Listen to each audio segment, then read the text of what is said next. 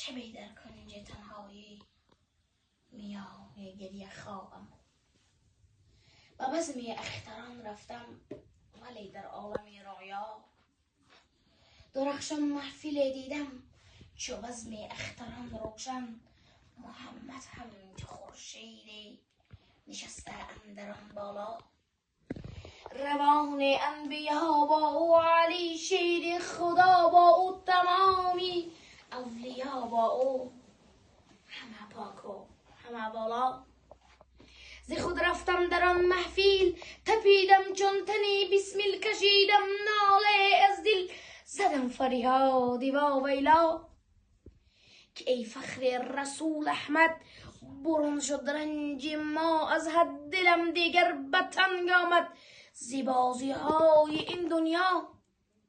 چسان بینم که ناپاکی سوزاند پاک بازان را، چسان بینم که ابلیس بپوشد خرقه تقوا.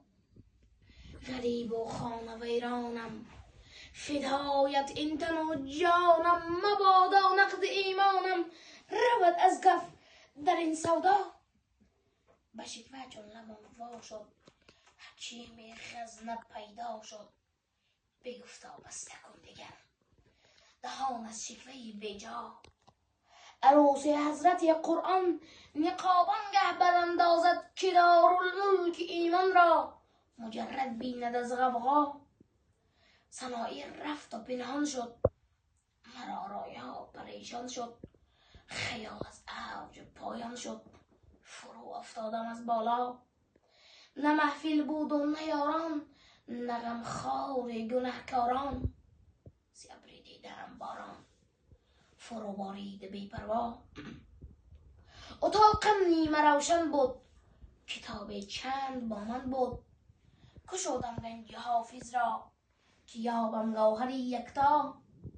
یقینم شد که حالم را لسان الغیب میداند، که در تصویر احوالم بگفت آن شاهد دانا. الا یا ایها الساقی ادر کأسا و ناولها، که عشق آسان نمود اول ولی افتاد مشکلها.